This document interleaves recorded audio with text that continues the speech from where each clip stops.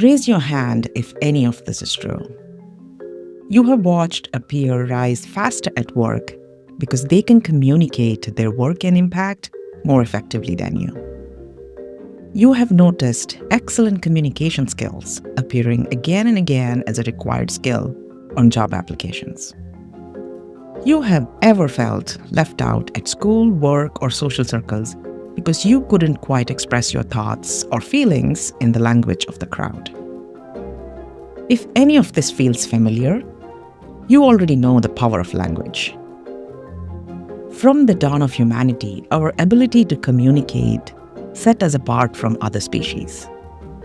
It became the foundation of connection, culture, and progress.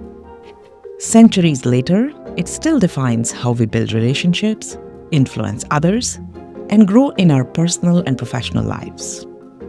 Now, we find ourselves in a new paradigm, surrounded more by machines and algorithms than by people.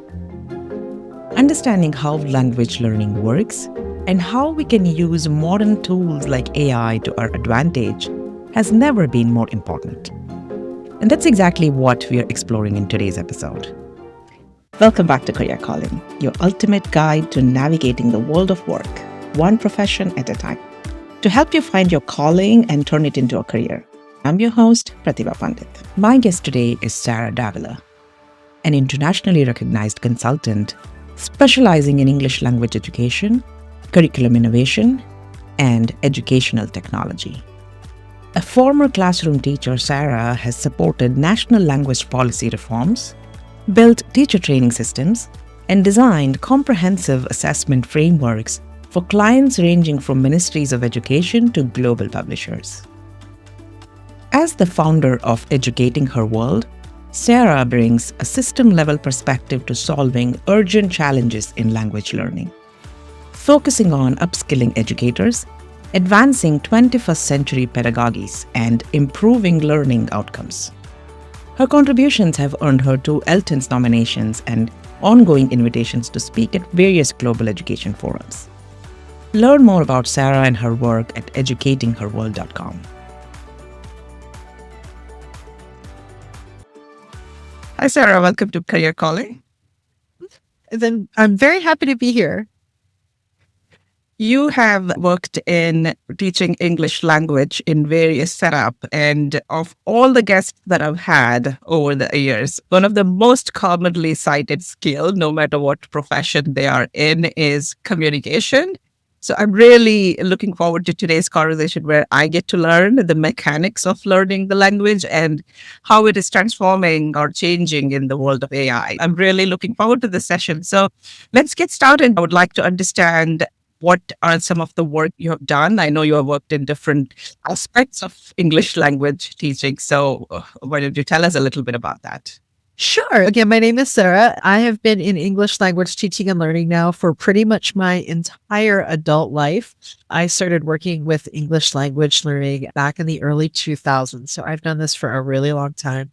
And in my career, I have done a little bit of everything. I started off as a classroom teacher and I have gone up and down pretty much everywhere you can inside an English language learning. And then during my career, I really began to specialize in what is this thing that we call English? Who is using English? How do we really build those English language skills? And so that work has opened up some really exciting opportunities. I have helped a couple of different countries revise their English language programs and train their teachers to improve how English is taught. And I've worked with hundreds of students, like at this point, so many students around the world to help them understand what they can do to learn English. So a little bit of all over the place. And now you do a lot of work in consulting, helping programs improve the quality of their English deliverables and helping people understand what English language learning is and how all of that works. So it doesn't surprise me that you've heard that communication is one of the most important skills. And since English is one of those languages we do a lot of communication in, I always hear a lot about how can I get better? How do I improve my English? It's something that comes up a lot for me. That's very interesting that you have done both the curriculum design and language teaching. One of the most important question I have for myself to understand as well is What is the mechanics of language learning? If you could break it down, what does it take for somebody to learn language? All right. So I brought a couple of slides to help answer this question because I Okay. anticipated that you might ask me this one. So I'm going to share my screen. I call myself a show and tell teacher.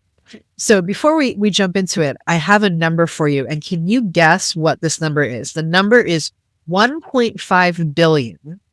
What is 1.5 billion? If you had a guess, what do you think that is? Number of English language speakers? Very good. So 1.5 billion people in the world speak English. Now, here is a really fun fact. Out of that 1.5 billion, do you know how many people who speak English were born in a country where they just learned to speak English from birth? So out of 1.5 billion, how many are what we would sometimes call mother tongue English language speakers? I would think about 500 million or something. US is about 350 million. So I'm just Right? from working Europe, some parts of Europe. Yeah. You are very good at estimating. You are actually, in fact, 100% correct. So out of 1.5 billion people in the world who speak English, only 500 million live in a country where they were born speaking English. So that tells us that 1 billion people around the world speak English as an additional language. So that's one of the things that a lot of people don't think about. And what that translates out to is whenever you're in a group of more than 4 to 5 people, 2 of those people have probably learned English as a second language. Isn't that interesting? Yes. So wow. Okay. So knowing that, what does it take to learn English? And the number one answer here is time. English language learning, any language learning is all about time, but time is really tricky. So I'm going to show you what you're looking at here. So this includes at the bottom here, you're going to see these little levels, A1, A2, B1, B2. For some of your audience, that might be very familiar as the CEFR or the Common European Framework of Reference. And this is a useful tool to use because it's a very commonly known standard for language proficiency. And it's a kind of funny too, because if you've been in school, we always want to get an A, but they design this scale differently. So A is actually beginner and C is actually the best you can get to. So you're going from A to a C level. And you'll notice here that there are 2 different tracks. One of these is a lot longer, as you can see, 480, 700. So this is what we would call the slow and steady English language learner. And then you'll see this other track here, this orange track. This is what we call our fast track language learner. And the difference for language learning, so this is literally the number of hours. We've done some research here to understand how long does it actually take to learn a language. And what we found when we did this research is 2 things. One, time is the biggest and most important thing. The amount of time you spend learning English radically changes how long it is going to take. And if you are able to do what we call like very intensive immersive study, or so lots and lots of language study, then you can actually move much more quickly through that language learning journey. So in fact, if you can fast track, which means intense all the time language study, you can go from a beginner to a very solid speaker of that language in about 5,000 hours. But it's very intense. On the other hand, if you're a slow and steady learner, if you're learning in school, for example, if you start at an elementary school and you're taking that English class once a week, or maybe you're in a very fortunate situation where you have more than 1 hour a week of English, it can increase, but it takes so much more time. In fact, that 480 hours, and this is an interesting note for parents, if you have a child who's in school and they're starting off in preschool, 480 hours, if you're at that below A1, you're just beginning, all the way up to actually what we call a beginner, 480 hours is almost 5 years. So that means that from kindergarten to about grade 3, it's going to take about that much time for your child to actually get to a beginner level of English. And there's nothing wrong with that. That's just the amount of time it takes, the practice it takes, the repetition, and the fact that the children are learning English in that intensive environment. So there's nothing good or bad about time, but Time is the number one variable. Isn't that interesting? Yeah. So from left to right, it is the levels. So yeah, so these are the CEFR levels. That A1 is the beginner. And then as we're moving to, we go from A1 to A2. A2 is really what we call our high beginners. That's where we're moving from beginner into what we call pre-intermediate. So A2 to B1, that's your high beginner to pre-intermediate. And then B1 to B2 is when you move from pre-intermediate to intermediate. And then the end of B2 and into C1, this is where we get to what we would call advanced and mastery. And C1 is that mastery level, which is where most of us want to get to. Very interesting. Now, when you talk about learning, there are so many different aspects of writing, reading, and listening or hearing people speak. Which aspects have higher influence on language learning? That is an excellent question. And the reality is it doesn't actually matter. It's what is the purpose of learning language and what are you trying to do?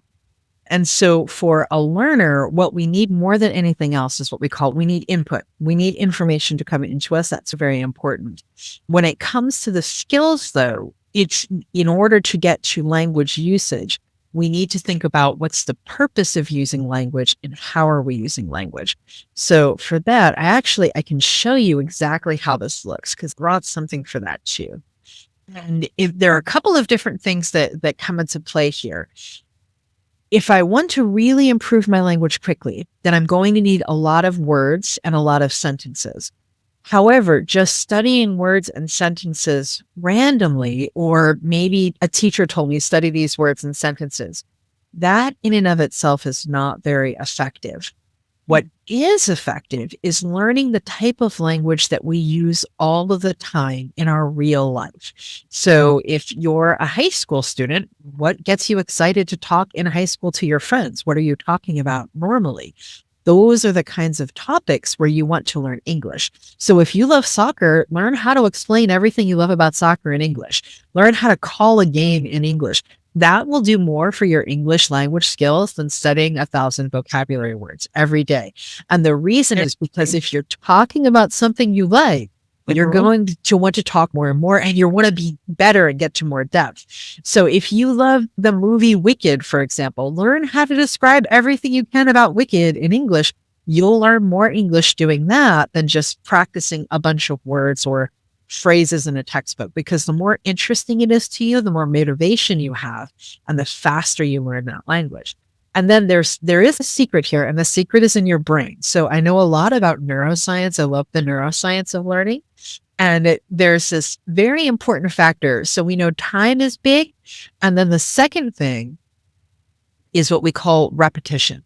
So this is, if you're into neuroscience, you'll call this spaced repetition. So it's how we repeat things. And essentially, this is literally how it works. This is from Paul Nation's language learning theory for any of the English language people who would really want to know the theoretical background. And what we have found is that when it comes to input, you can focus on certain types of vocabulary, again, in the context that you find the most interesting, and then start practicing to using that language. If you can learn a new word like I like soccer, practice that 5 days in a row, and your brain will start to understand that language. Then if you begin to expand that, oh, the soccer player is doing this. Oh, he's running down the field. Now you're starting to expand that language and that lexical ability inside of these areas that are important. That allows for natural repetition, and those things allow us to really grow our English language skills. So the way that we do this as language teachers, if we're developing a curriculum, is we try to look at our learners and think about what are the things that the students do every day that are interesting that they would talk about. And then we use that to create these experiences that bring all of that language together to create effective language learning for our students. So it's a lot about what's interesting. And if that means that if what you really love is watching Netflix, find a Netflix show that you love to watch and watch that show. Pay attention to those interactions. That's going to give you the oral competence, that interactive competence where we can start having conversations and producing language, or that production that we're always looking for. The other aspects is you need to produce, you need to interact. And then reception, right? That's all of the reading and all of the listening you do. You're bringing all of that language in. And a final and very often undervalued part of language learning is what we call mediation.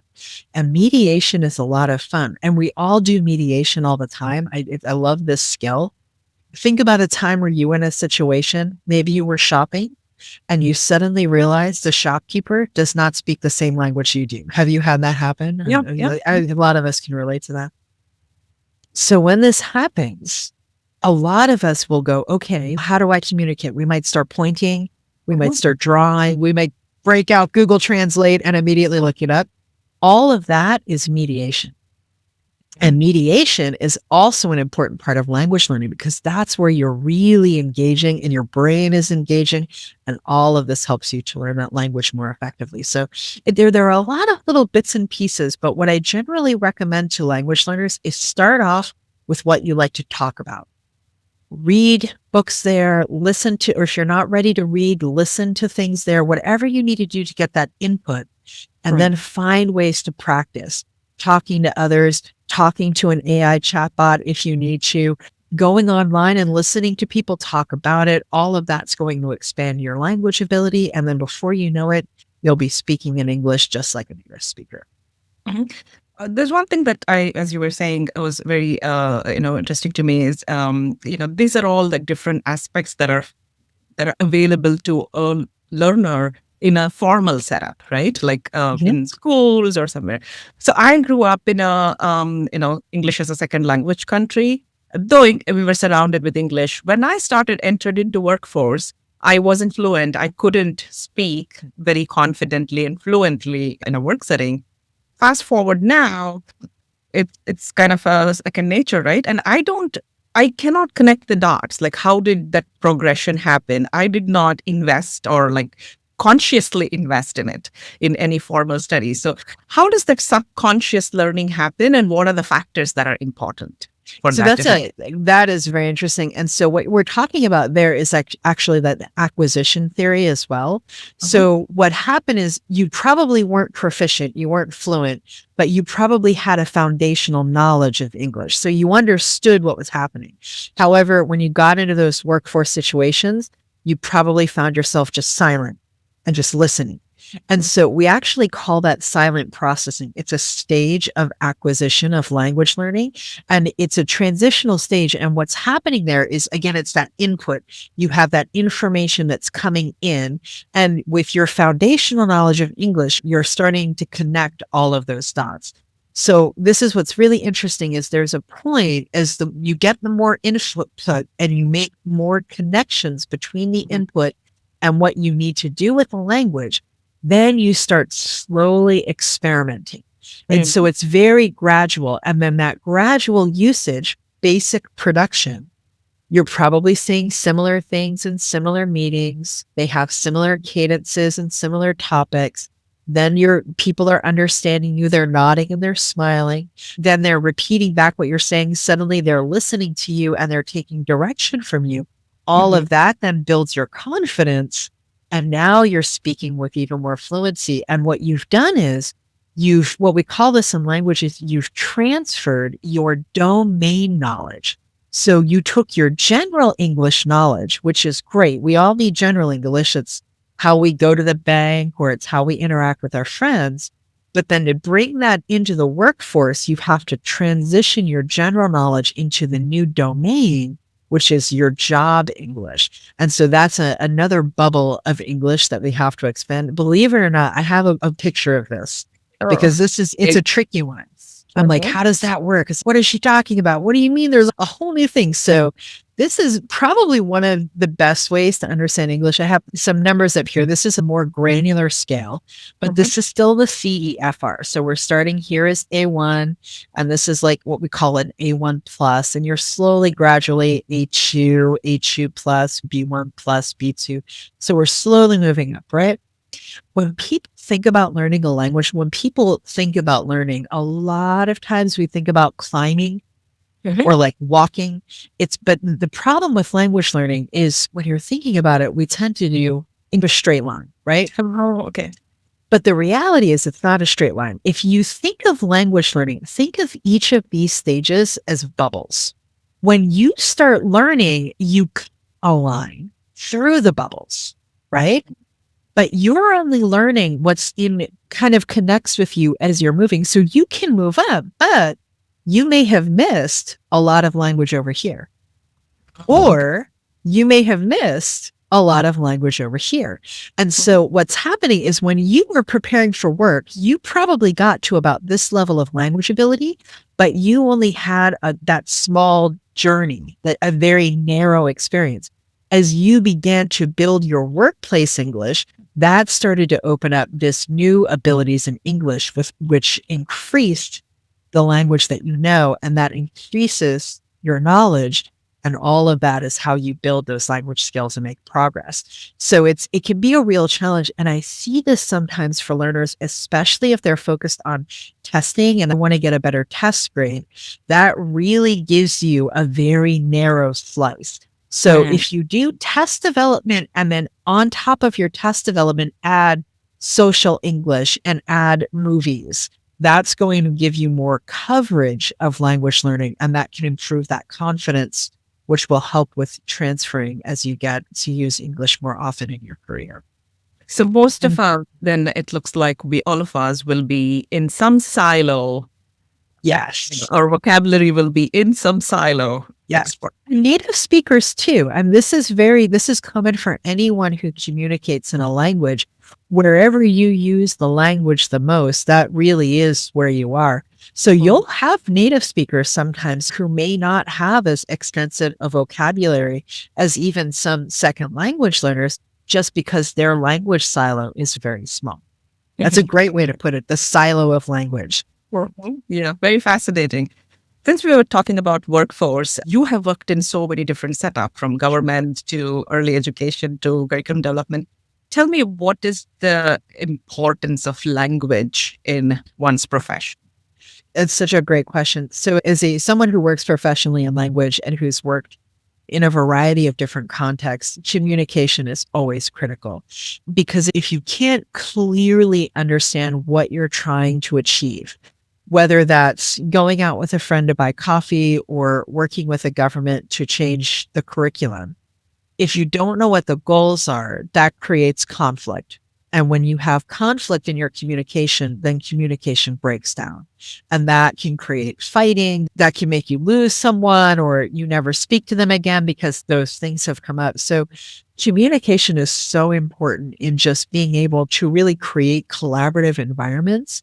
And in the world that we live in now, collaboration is critical. We very rarely do you have someone who just works on their own and is successful.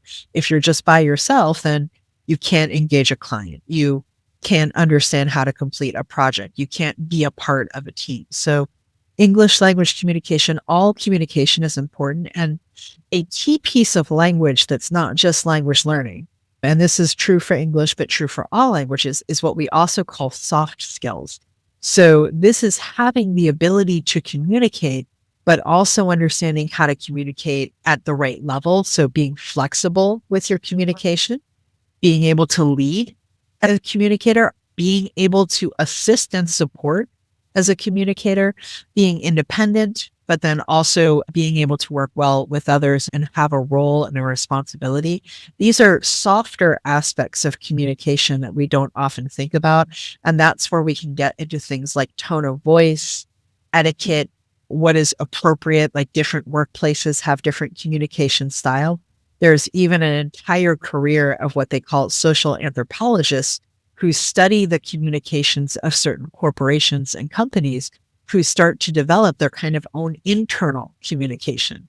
So language is very flexible and very fluid, and there are multiple different aspects. But the most important thing when it comes to being a good communicator, aside from even if your English ability is lower, if you have the ability to listen, to take that time and to think about where you can best support, to take your time to try to communicate clearly your objective.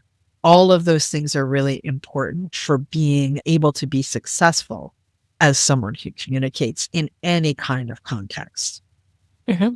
Yes, that definitely resonates. Like every company that I have been part of had their own language, so to speak, not the English, even though English is the language, but there is a sub language going on. Exactly. That definitely makes sense. Now, when it comes to work setup, a lot of people are coming in probably from non English native speaking countries or even from the native speaking country. Chances are that people don't have the formal education or it wasn't as important. And they're beginning to pay attention to or focus on once they start. So what are some of the mechanics you have seen work when much later in life you're beginning to learn at least the fluency of the language? Yeah. Is so for older learners or anyone who's coming to language at an older stage, one of the things that I recommend, and this is very effective, is grounding your language learning in your experiences. So if we think about language learning, there are multiple tenses. I think some of us who've learned English know about verb tenses and past tense and present tense and future tense, and then past perfect and present perfect. There's a lot. What's really interesting about communication is in language, we tend to communicate in three big areas. We talk about our past, we talk about our present, and we talk about our future. It's really quite simple. These are the things that we as humans, that's what we do. We're talking about now, the past, or the future. So what I recommend for adults is when you like to talk in your own language, in your mother tongue language, what stories do you tell?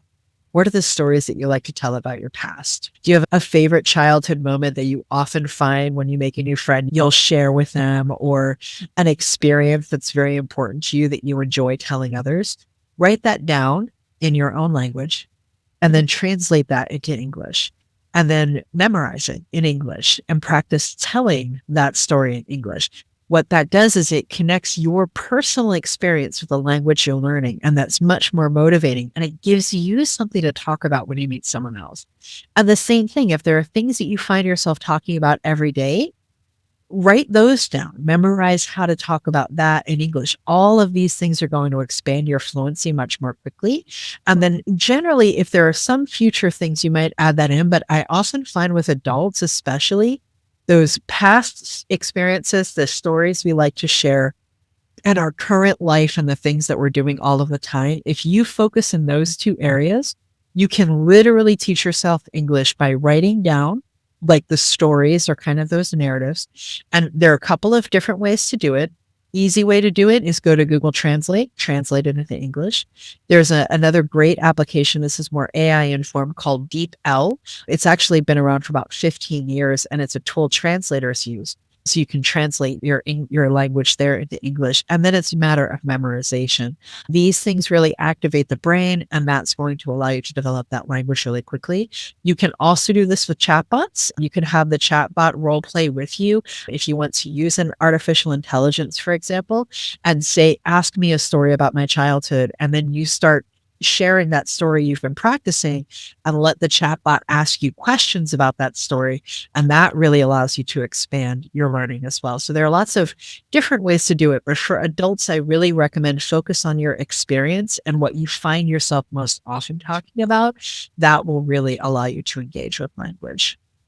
In that process, how important is the grammar of the language? Is it important to learn how the sentence are structured and formed and the rules of the language, or it is more about whatever helps with the It's a communication? great question. Fun fact about our brains is our brains will correct mistakes for speakers.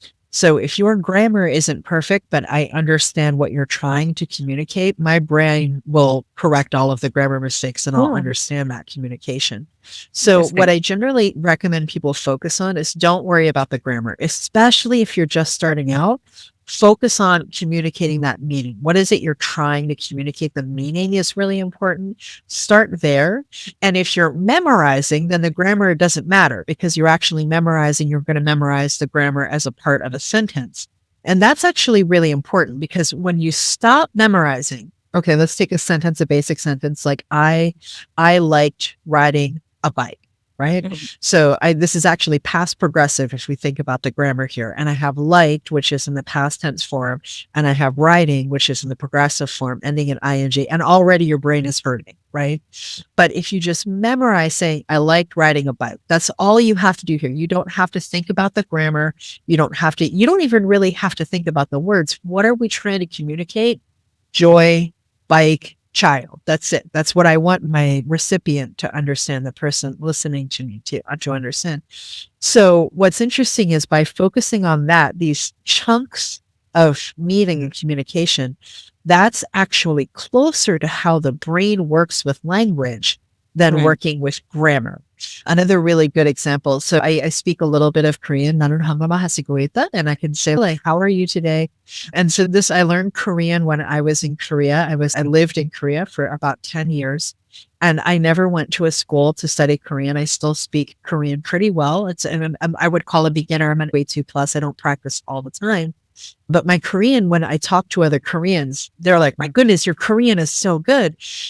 But that was because I never tried to break Korean down into the grammatical forms.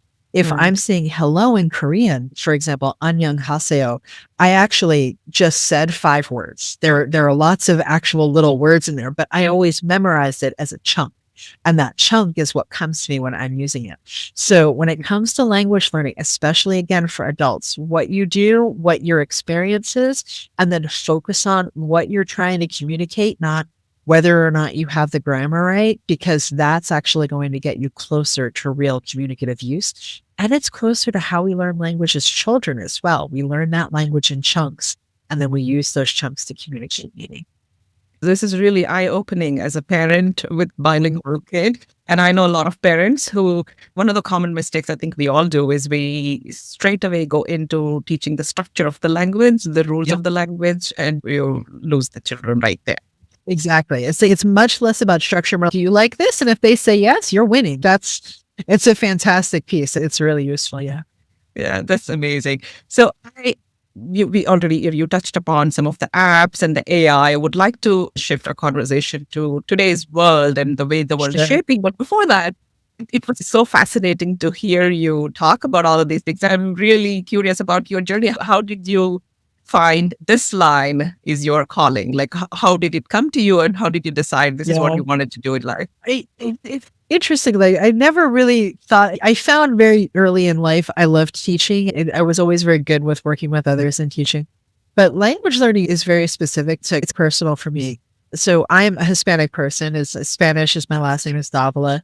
But I don't speak Spanish. I didn't grow up speaking Spanish. And so I'm not Hispanic. I'm not a Spanish speaker. I'm Latino. I'm from Latin heritage, but I'm not a Hispanic speaking person, which is Hispanic means to speak Spanish. And it's my father. His father spoke Spanish. And what was fascinating is when his father, my grandfather, when he moved to the United States, it was back in the 1920s. And in the 1920s, if you were a migrant, there were a couple of different things you could do for work. And the thing that my grandfather chose was to go into coal mines. And so he was a miner. So back in the 1920s, if you can imagine. And if you were a miner in the 1920s, you were in mines with migrants from China, from Italy, from Ireland, from all over the world, Latin America, like all of these different cultures were coming together. And the one thing they all had in common was they didn't speak English. But what's also very interesting about mining is the owners of these mines, they did not care if you spoke English or not. You either figured out what you were doing or you were going to be in big trouble. And my grandfather struggled so much with learning English that he forbade all of his children from learning Spanish because he didn't want them to have that challenge. And so that was very important to him. But I could always tell as I became older, I understood it more. But as a young person, my father really wanted me to speak Spanish. And he surrounded me with Spanish toys. And he read me books in Spanish, even though he didn't speak Spanish. And it was so effective that my very first word that I ever spoke was agua, which is Spanish for water. But surrounding me with Spanish was never going to make me a Spanish speaker because I wasn't getting that experience. And so I feel like that's a little bit of how I came into language learning is I became fascinated. It's like, why wasn't that effective? They tried so hard. Why was that alone not enough? And then my own experience as a language learner in high school, language was required. I took 5 years of Spanish, but I barely spoke any Spanish when I finished. And so from there, I really got into this very interesting journey of how does this work? And after that, I've just been putting it into practice ever since as I've learned more and more about it. That's really interesting. So it's curious. Like I had somewhere read that the language skills requires two things. One is exposure and then necessity. So it sounds like the exposure alone is not enough. Exposure alone is not enough. Necessity is very important.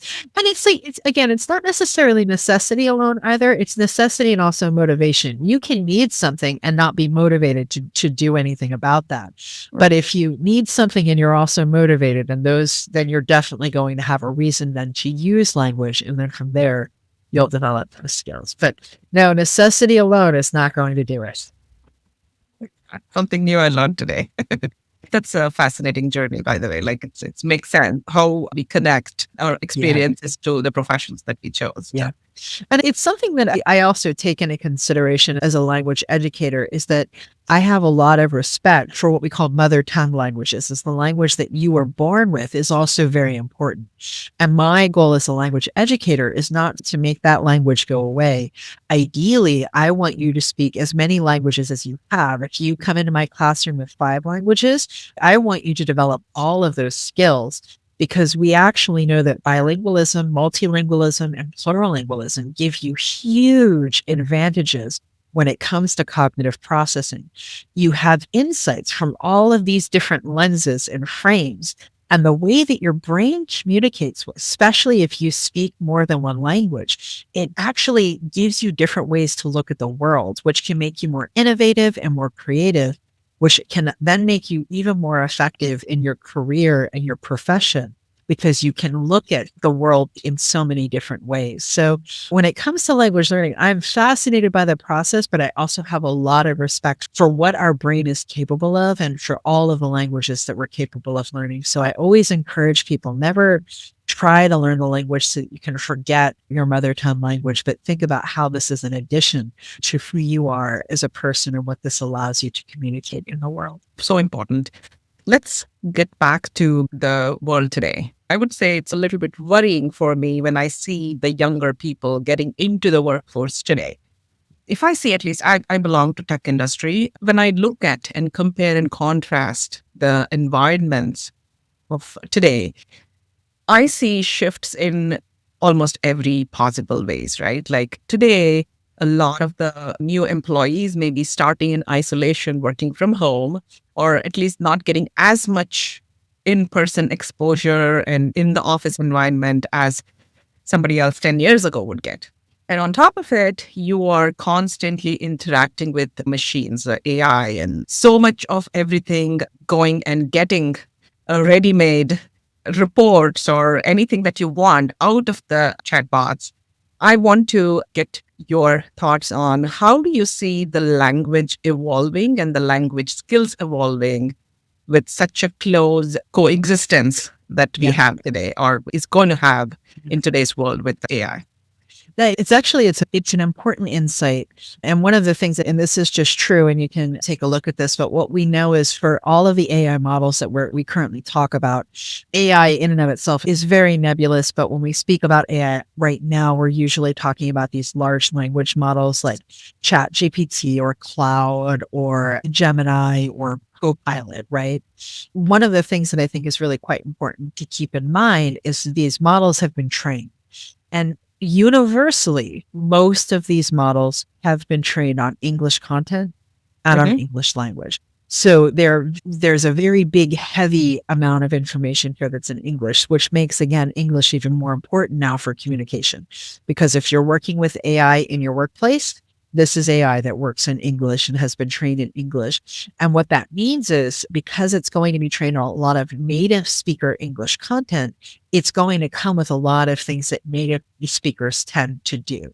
For example, using a lot of idiomatic language or using slang or using colloquialisms, very localized language, or that corporate language we're talking about, like really using the internal language structure of a company. So this is actually going to make English an extremely important communicative skill for work, just so that you can navigate, if you're required to work with AI, the content that you're you're getting from that AI. So that is going to have an impact, absolutely. And I think it's something to be aware of. So I think in career and also in school, it's going to have a lot of different types of impact, especially when it comes to knowledge management. So in our previous environment, and I would say this was probably before 2000, in the early 2000s and older, so anything before the 2000s, we as human beings were required to have knowledge. And the more knowledge you as a human could hold and apply in specific settings, the more value that you had. But now we're moving into a point where we have not just the ability to search for information and find correct knowledge, but we have an AI that can actually just tell us the answer. So this really changes how we interact with knowledge. And again, knowledge is being communicated to us in English. So even just being able to understand all of this knowledge is going to change. The consequence of that is is a little bit about trust. And this is where we have a challenge with the AI, is we do know that right now the AI models that we work with tend to hallucinate. And that's what it's called professionally is hallucination. But what I call it, which is very objective, is lying. It just lies to you. And so if we're moving into a society where we value personal knowledge less, but the ability to use AI knowledge more, what's happening is we then have less expertise to judge the quality of the output we get from AI. And that could have real consequences if the AI knowledge is not correct. And that creates a bit of a tension. So my recommendation to people who are interested in being successful in the new world is not, instead of specializing, generalize. Become interested in everything and learn as much as you can about everything that you can, because that is actually going to make you more effective in almost every situation in which you have to interact with AI, because it will give you a broader sense from which to evaluate AI content and determine whether or not it's appropriate for the use in whatever it is you're trying to solve or whatever it is you're trying to do. So it's complicated, but it really comes down to, we used to focus on becoming an expert in something, be a good computer coder, be a good doctor, become a dentist, focus on learning how to be a good public speaker. So you would have one person who embodies those skills. But in the new world that we're moving into, having a much more general approach and general knowledge in multiple areas it will allow you to be more efficient and more effective in an AI future. One of the pitfalls of AI is this ready-made answers to you, right? Like I'm again talking about large language models, the ChatGPTs of the world. It is becoming increasingly the habit that you feed in or you ask it to give you, like maybe a presentation or a report or anything like that, and it gives. Personally, for me, anytime I work that way, it creates this fog, like there is a wall or a screen in front of you. It really feels you are seeing the output, the content. It seems to make sense, but there is a wall between me and that content. That's how I would explain it. Yeah. The thinking when I have to put up a presentation in the past world, I would think how to shorten the sentence, how I can communicate the same thing differently so that the key points are conveyed. So all of those things are, in my view, in jeopardy right now. How would you recommend, or what, in your opinion, are effective ways to communicate with chatbots where you do not lose that skill? No, it's really interesting. And in fact, it's a very timely conversation. There was a paper that was quite literally published last week, and it's interestingly still in preprint, but everyone in the AI world has been talking about it. And it's called Your Brain on ChatGPT, and it's by MIT. And I think most of us have heard of MIT, the Massachusetts Institute of Science of Technology. And so what they found, and so this is the controversial highlight, is like when you're using these chatbots, we do this thing which you just described, that's just the fog, that's cognitive offloading. So you've taken the work that your brain used to have to do to think, and you've given that to an assistant. But that action of taking your thinking and giving it to someone else means that when now you're interacting with that content, you have that fog. Like, I asked you to do it. I think you did a good job. You just done with it. And so again, this gets into that danger of knowledge. So do you know what you actually needed from the chatbot. And is this actually accurate? If you're not engaging with it at all, if you're just offloading that work, then what you're getting out of the chatbot creates that fog. But the interesting thing that they found in this study, and I feel like this is a point that it's being missed a lot, is that for people who already had the ability to do it, what you just described, I would go through the presentation. I would make sure the words sounded appropriate and get them there. That is where we're really engaging with our cognitive skill. And so what I recommend is not going into an AI and telling it, do this cognitive work for me. What I do, and this is literally how I work now, is I actually will do whatever I want the AI to help me with. I'll do it all by myself first. So let's say I want to write a 1,000-word article. This is my shortcut now. And this is how I work with AI. I will transcribe it into my audio app, which then creates a transcription of my notes. I will take the notes onto my computer, and then I'll take the notes to AI and I'll have it turn that into the first draft of the paper. So now what's happening is, instead of offloading my cognitive thinking to GPT and saying, make a paper, I'm actually taking and saying, I've actually outlined, I've spoken all of the paper I want to write. Now you as my assistant are going to shape it. But now, because I am much more engaged, since I really spoke all of those words out loud that first time, now I have a lot of engagement. That's going to reduce the fog. And that's where we started to get that interaction and collaboration. So this really is my number one advice to people working with these tools right now, is never just tell it, do the job, and then take that work and try to use it. The cognitive offloading, that fog, is never going to go away. But if you start from what you know, you're always going to be much more engaged. And in fact, more often than not, dissatisfied, because you're like, oh, that's okay. This is okay. It's not quite what I wanted, but I've got work to do now. It will be much more satisfying to you as a human being. And you're going to be much more satisfied with the final content because you actually are able to engage with that work. So it is really a challenge, but basically it comes down to something a lot of our mothers told us, is don't be lazy. If you can do it, just do it. Yeah. Yeah, it's great to have an assistant to help, but don't be lazy. If you have the ability, you do it first and then have the assistant help you. But don't just try to get somebody else to do it for you. Yeah. I agree with that, being satisfied. Like most of the times when I am giving a blurb and asking to refine it, my most common prompt always is keep my voice. Like how I want to say it. Just your job is to just refine it or clean it up. And it's very difficult. And it's especially ChatGPT is a great example of this. I actually have what I call a training data file. And again, I've been writing for 20 years now. It's a big part of my career. And when these models first came out, immediately after the big models came out, the first thing that came out is this written by ChatGPT? And so it was the checkers. So I took some content that I had written before AI even existed, and I ran it through an AI plagiarism checker to see what it would tell me. And this is content AI didn't even exist. I put it through the checker and it comes out as this is 90% AI. Oh my God. What am I do with that? And I realized actually this makes sense because I've been writing for a really long time. These models were trained on content from the internet. I'm a part of this model. Yeah. But so when I ask it to keep my voice, it's almost impossible for AI to keep my voice. Even when I give it specific, this is my voice, this is what I want. It really doesn't do that. The other problem too is AI thinks it's a writer. So even when you tell it to keep your voice, it's going to make up what it thinks that your voice is. And that can be very frustrating as well. So it's a real challenge with AI. Yeah. Yes. What about early exposure? Like how early or late you would think children should be exposed to chatbots? That's a really good question. From a developmental standpoint, as someone who works with children, I would not allow children to use chatbots unmonitored until they're probably 16 or older.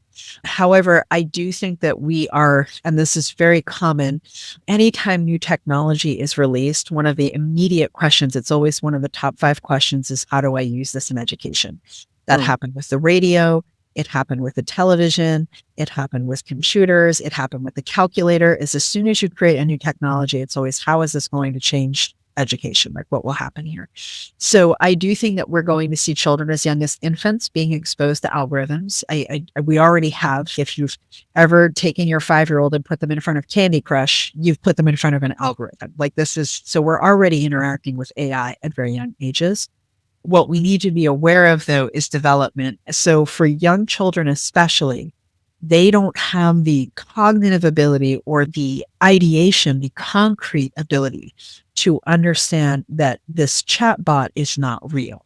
And we've already seen this with very young children and parents who had either an Alexa or a Google Home Mini in their apartments. Kids will go and start talking to Alexa to get those questions answered. The way that they're thinking about Alexa is a real person who can answer this question. They don't have the ability to make that distinction. And so this really changes how children interact with reality. And that's something that will continue to evolve over the next 20 or 30 years as childhood is really changing with the way technology is being integrated. So my advice to parents is you're not going to be able to avoid it. Don't try to make a no AI rule. It will be impossible. But always be observing it, always be engaging with it, and then be sure to always be talking, no matter how old your children are, if they're 3 years old or if they're 23 years old. Have conversations with them as, oh, if you did this with AI, what did you learn? How did you benefit from that? Because otherwise, you're just training the model to make it better. But if we're actually using it for ourselves, then that changes. And I have seen some very interesting studies in schools where children really have begun to start to understand the limitations of AI. My favorite was a data scientist who was talking to his son. And his son was like, Dad, guess how we use ChatGPT today? I'm like, how did you use ChatGPT? Did you use it to learn this new thing? He's like, no, we used it to prove how stupid artificial intelligence is. Because they asked ChatGPT to do some ridiculous thing and it did it just like it was real. And they're like, it's not real, you stupid intelligence. So it's actually interesting how children are already starting to define those limitations. So that is really my best advice is regardless of your age, your developmental stage, if you're using these tools, talk to others about how you're using them, what you're learning, how you yourself are developing, because otherwise you're just wasting a lot of time and you may not actually be gaining anything from those interactions. And it can be a lot of fun. And it will be an important skill as children get older to have that awareness. Is it lies? You can't trust it. That's going to I actually think that will be a big motivator for a lot of our younger people to find like where their spaces is going to be spaces where you can't trust AI. And those are going to create really interesting opportunities for careers, for development, and for areas of knowledge that you'll be able to gain. Yeah. Coming back to, so you have worked in curriculum development and all of that. You mentioned about in education, this question is always, are we caught up with the technology? How much do you think our education system, the schools are prepared to navigate this new technology? I would say we're about as prepared as we've ever been in education, which is we're never prepared. We're always like, it happens and then we're catching up and trying to figure out how to use it. And so there are stages that you go through in education. And the first is always the emergency. This has just happened. How do we immediately address it? And that's kind of emergency. It's very reactive. We don't really have a plan. We're just trying to do something with it. Then you're actually starting to become a user. Now we're developing, we're creating systems and we're creating processes. And then you get into apprenticeship where you're not just using it, but now you're like co-creating. You're really going to a new level of thinking and ability before you get to mastery, which is you can do things with these systems. You can make new things happen. You can change how those systems function. And so I think for teachers and with AI, this is very similar to what happened in the pandemic. When the pandemic happened, most teachers had no idea how to teach a class on Zoom. 2 years later, a lot of teachers now offer, even in elementary school, we still see classes on Zoom. Instead of canceling school for the day, it's like classes are going to be online today. We have that expectation of that's something we can do. So I think with AI right now, it's a lot of emergency. AI is here. Everything's on fire. What do we do with it? It's like address the emergency. But 2 to 3 years from now, we're going to start to see more collaboration and synthesis. But the reality is, in another 2 years, who knows what new technologies will be available and who knows how they're going to be brought into the classroom. I've talked with a couple of companies recently that are looking at how do we incorporate AI agents, which are artificial intelligent bots, an immersive environment so that now my students are going into a three-dimensional virtual world, and the character that they're speaking to is actually an AI robot, but you might not be able to tell that because you're inside of virtual reality.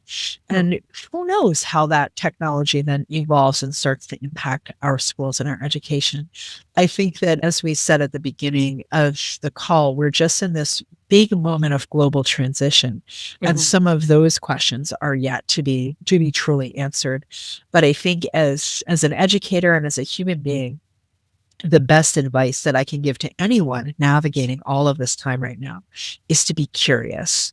Be curious about everything and be willing to learn. And if you can be curious instead of afraid, curious instead of concerned, curious instead of anxious, it will help you navigate all of these different changes and find how you can be flexible and find your strengths inside of our ever-changing world. Definitely makes sense. Finally, Sara, I would like to get some recommendations from you for parents who are trying to develop their children's language skills, whether it's English or not. What are some of the resources would you recommend? There are a couple of things that I would recommend. Interestingly, some of my favorite resources, honestly, for language learning, especially for kids, I will say streaming media is an amazing thing. So find content that your kids like that is in the language you're working on. If that's English, if that's, academic, if Arabic is your main language, like find language content that's interesting and engaging to you. And media is so great for that. I love video media because it gives you all of the aspects of language. You see the interaction, you hear the interaction. If you put on captions, you can read the interaction. But the other kind of big advantage of videos is you see the body language, these are parts of pragmatic interaction that are also very important.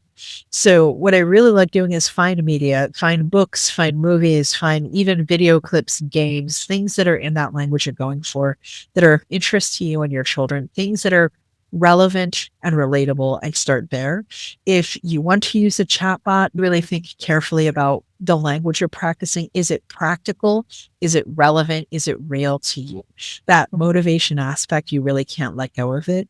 Old school tools are actually really useful, especially with language learning. I still encourage rather than making electronic flashcards, for example, flashcards are a great learning tool. We should still use those. They're fantastic. Writing them with a pencil and paper contacts different neurons in your brain and actually creates better memory with that language learning. So continue writing and learn to write in all of your different languages, a very important skill there as well. But input, exposure, getting that information in, reception. And we do that either through listening or through reading. So the more that you can do to get input, the more that you can build those language skills. And the wonderful thing about the world that we live in is there is so much content between all of your streaming platforms, between all of your social platforms. There is just an absolute ocean of content. So you can always find input or exposure that will be interesting, relevant, and useful to you and to your learners and to your children. Amazing. This is one of the most educational conversations that I've had as a parent, as a professional. I think I learned so many things about language learning today. Thank you so much for coming on the podcast and sharing your expertise with me. Thank you so much for having me. Let me telling you all of these wonderful, interesting, and sometimes obscure little details about English language learning and how that impacts everything else you do. And I hope that everyone finds something useful here and some way to improve their learning and how they engage with the world in the future. Thank you. That's it for today's episode of Career Calling. I hope you found it helpful. I'll be back soon with more stories of professions from all walks of life to help you find your calling. Until then, don't forget to subscribe and spread the word.